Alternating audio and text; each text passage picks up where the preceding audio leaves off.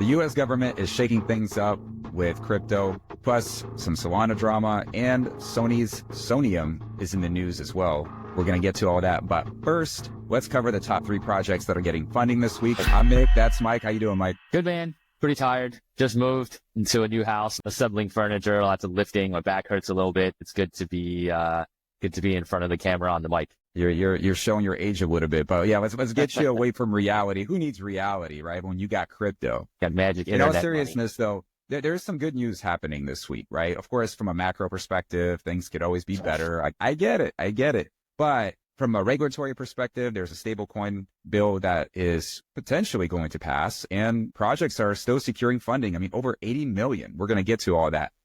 You actually posted is this still considered a tweet? I don't know. I'm always confused on what to call it these days. Yeah. But you had a post about every Friday. We always cover 3 projects on this show. And so today we're going to talk about Mesh. We'll talk about Axelar and offline protocol, which when I read a little bit about it was very interesting to me because it's trying to do away with the internet. But let's start at the top. Okay. Let's start with Mesh, which is an asset management and payment platform. What can you tell us about Mesh? Yeah, Mesh is formerly called Front Finance. They raised 82 million in a Series B round led by Paradigm, and Consensus got in there, Quant, and a bunch of others. So essentially, it's a payment platform, right? Seamless digital asset transfers, crypto payments. I think they've got a lot of traction with stablecoins, being highly used now. But here's the cool thing: most of the 82 million that they raised was settled in PayPal USD, right? Using Mesh's product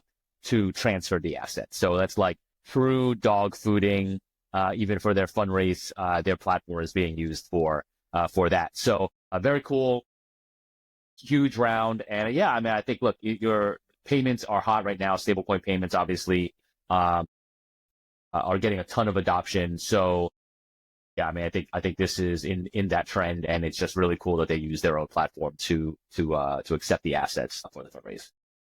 Not trying to knock PayPal at all, because I think all of this is very bullish news, but do you know anybody that uses PayPal USD? I don't.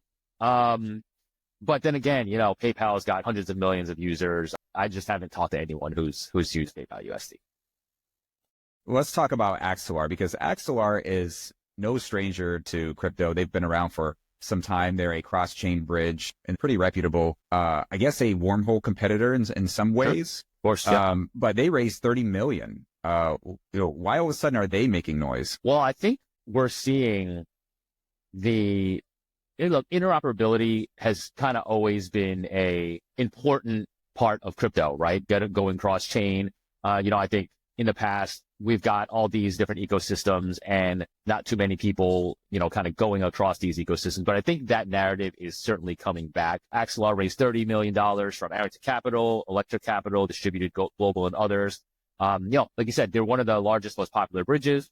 They're going to use these funds to expand, again, coming back to the stablecoin access, real world assets access, and grow its developer ecosystem. We talked about across. So, that narrative is certainly coming back. And I think we've always known how interoperability is super important to overall growth. No one wants to have to kind of stay in their own silo, in their own ecosystem. Liquidity is fragmented. We're seeing that narrative come back in full force now. Yeah, I feel like if I'm not mistaken, they started off primarily in Cosmos, but since then they've evolved and expanded. So there's a lot of great teams that are from, the Cosmos, when Cosmos was a little bit more in its prime, right? You have Injective still as well. So I'm actually seeing, speaking about Cosmos, I'm a big Cosmos supporter. I've kind of been saying all these things that are happening now with interoperability, shared economic security is the Cosmos design, right? You're talking about bridges, Cosmos with IBC, they're like kind of the OG of interoperability bridging. You're talking about EigenLayer with shared security, right? The Cosmos hub is that shared security between all these chains. And I've actually been seeing a lot of Cosmos kind of popping up in my feed. I think they've, like Zaki Manian, he's kind of one of the, one of the issues with Cosmos is that it was just kind of like some of the best tech, but like not great marketing. And maybe people are kind of getting the, people in that ecosystem are kind of getting the hint that that's what's needed to bring it back. So I've actually been seeing a lot of Cosmos in my Twitter feed and, just talking about some of the developments there. And, you love to see it because I really think that they have inspired so many of the design decisions that other ecosystems are making now. We've mentioned this before on the channel that they just need to figure out a way to utilize Atom properly, right? Because that's kind of what started with Cosmos. It was the token that was supposed to make everything go around. And reality is all of these Cosmos chains, they have their own token. And so there's really no need for the Atom. And I know that there are really smart people that are trying to figure out what is going to be the best way to utilize Atom, but I hope they can get that together. Yeah. I will talk about tokenomics, when we talk about Solana, the vote. So tokenomics is hard. It's a really hard design problem, but we'll get there. I don't envy the founders for sure. Last but not least on the funding list here is offline protocol. So I'm trying to wrap my head around this, Mike, so I'm hoping you can help me understand. A decentralized offline communication protocol, like how does that work without the internet? Yeah, so this is, I didn't dig too deeply into it, but what I understand is you can do mobile payments with offline protocol without requiring the internet connection. But what you have to do is you have to pre-buy these offline tokens, and then if you have someone else on the other end that can uses the protocol, whatever the app might be, they can send these offline tokens via Bluetooth or some other peer-to-peer technology.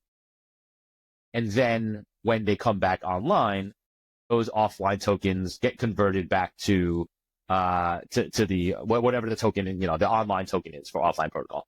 So that's how I imagine it. That's how I understand it. You could just use some other communication protocol that doesn't require you to be connected to the internet, and then be able to transact then. And then when it comes online, that's when the offline tokens get switched into to the online tokens. Such a perfect use case, right, for blockchain technology. No mention of AI. We're just talking about simply helping people that may not necessarily have access to banking, especially in places like Africa, right, where you have more people that own phones than they do bank accounts. Something like this is phenomenal. And we're starting to see the maturing of the infrastructure for what's to come, which is the stablecoin bill, right? So this like peer-to-peer payment system is a great use case for stablecoins. And so that's kind of the next story that I want to cover with you, Mike, is that there's a chance for the U.S. Senate they take their first step to advancing the stablecoin bill. It has to first go through approval, but what can you make of this story? Yeah, so the Senate Banking Committee passed the bill on an 18-6 vote. From what I've read, those 6 people who dissented or voted against this bill, I think it seemed like they're overall in support of it on a kind of larger basis, but like there are some details in there that they want to work out. So, they're just kind of laying out what the regulations are around institutions who are looking to issue stablecoins. And so, there's regulations such as like, if that company, that institution is over 10 billion in market cap, they would be subject to federal regulation. If they're under 10 bill, they can opt for state regulation, provided that they meet certain federal standards, right? So it kind of splits up responsibility between the federal regulations and state regulations. They talk about how the stablecoin issuers have to maintain fully backed reserves. They have to kind of segregate these reserves. They can't rehypothecate it. They provide kind of monthly updates and audits, and then meet these capital and liquidity requirements. So just kind of laying the groundwork and the structure around these regulations and how these institutions are going to be, what they have to do to comply. Like you said, it's just gone through the Senate Banking Committee vote, still has to go, be advanced in the House and then cleared by both chambers in actual full floor votes. But this is certainly an important step forward. As you're sharing the story, Mike, I have like a smirk on my face because Senator Elizabeth Warren is just, she's not stopping. She's leading the charge against this bill, saying that it's going to be a threat to national security. I mean, I'll be curious to know what kind of national security threat this poses. I mean, if she's talking about money laundering, we have bigger issues in our traditional finance system. Kind of talked about this a little bit before, where a lot of maybe people who don't study the space and don't understand kind of the monetary policy think that stablecoins are a threat to the US dollar being the global reserve currency, right? And I think just speculation, but like maybe some of the people who are voting against these types of bills don't really understand that, right? But, you know, if a lot of times where stablecoin issuers have to have a one-to-one peg with the US dollar, they need $1 in reserves, that makes the dollar stronger. Or US treasuries, right? They might have some US treasuries as part of that. You know, that makes the US actually stronger. So maybe that is a point of a kind of misunderstanding from these people who are against bills like these. Changing the topic here, Mike. You mentioned something about it's hard to be a founder. Tokenomics is hard. And you mentioned it in the context of Solana. So Solana's SIMD 228 fails to pass. I guess they had a governance vote and it was declined, which ultimately I believe showcases the value proposition of decentralization, right? So you can look at it, you can spin the news in a positive direction, but overall, like, what do you make of this story? Yeah, so a little bit of background. MD 228 was a proposal that was aimed to reduce Solana's inflation rate by up to 80%. And that's by transitioning from a fixed schedule to a dynamic kind of market-based schedule that adjusts based on the participation of staking. So like you said, proposal failed to pass, needed 2/3 vote, only received about 61% support. And I think it was primarily like smaller validators that voted against it, because I think, you know, with the lower inflation rate, like their business, their revenue would be hit really hard, especially compared to the larger validators who, you know, may, you know, have more SOL, they stake more SOL, or they may be working across many different blockchains and having a lot of revenue streams there. But the voter turnout, which was really high, right? And I think we talk a lot about DAOs and how, I mean, we talk also a lot about general presidential elections or, local federal elections where, you know, voter turnout is typically pretty low. And this was, this was, I believe, the largest vote in blockchain history in terms of both the market cap of tokens that got involved as well as voters. So yeah, obviously, you know, a lot of people say Solana is decentralized. You know, at least in terms of government voting, governance voting, that seems to not be the case, especially for something this important. And yeah, so I think overall, yes, the proposal failed, but I think we saw some really good involvement here in the Solana community, you know, especially as it pertains to extremely important votes like this one. Turnout was higher than every U.S. presidential election in the last 100 years. Moving on, Mike, another story here that is also I found interesting is Sony's Sony blockchain collaborates with Line on-chain mini apps. And I'm drawing a lot of resemblance to what Ton is doing with Telegram. So Line is, from what I understand, a Japanese social media platform. They have 200 million active users. So, I mean, this is like another way of utilizing social media to help onboard folks into crypto. Yeah. I think you're right. These, I think Ton did a really good job with those mini apps. Obviously access to, I think 900 million on Ton, but, you know, certainly smaller than that, but 200 million active users is nothing to sneeze at. I mean, I use Line. My family uses Line, because they're from Taiwan. I'm not a huge fan of the app, but I love the fact that they're trying to get into crypto. So maybe I'll like it a little bit more. But yeah, they're going to integrate 4 mini apps onto Sony's Sony blockchain. So this partnership is, you know, aiming to improve user experience for like in-game rewards and purchases. You know, it's cool to see these, you know, major tech companies onboarding hundreds of millions of users. And, you know, I'll also say that with Sonium, you know, when they initially launched, there was an issue where I think someone was like making NFTs for, they were making NFTs for like patented, like cartoon characters, and Sony actually censored that. They said you don't have the rights to, or like tokens. It's actually, they launched like a meme coin about, I think Pokemon, it was, right?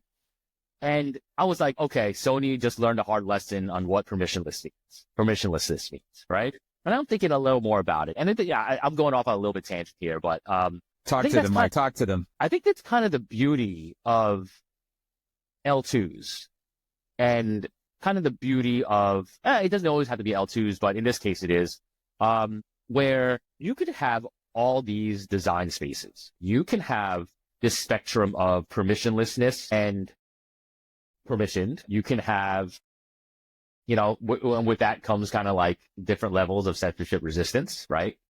You can have just, just like free for all, kind of like what we see with Solana is like free for all, pump.fun, anything goes. Or you can have a little bit more of a controlled environment, right? You could have no KYC at all, or some KYC, kind of these design spectrums across all these different aspects. And clearly, Sony has a brand to protect. They've got IP to protect, and they've got an L2 where they can kind of build a culture around how they want to build a culture.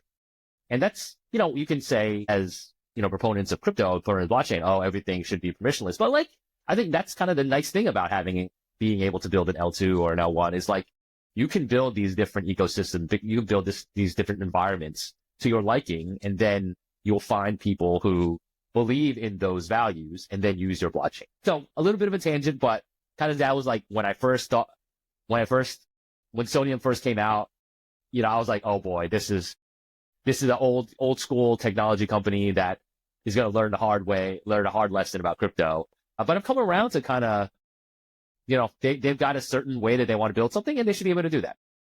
You need some centralization because people are not going to hop on YouTube and listen to our channel and learn themselves. And so sometimes it's about utilizing the technology themselves to make it work. And I'm going to use the Facebook example because when Facebook first came on the scene, if you are old enough to remember, you can only like and comment. Right? Versus MySpace, you could do all these things. You could change your pictures. Well, you could change your picture on Facebook as well, but you can change the music. You could change the background. You could do so much more. Right.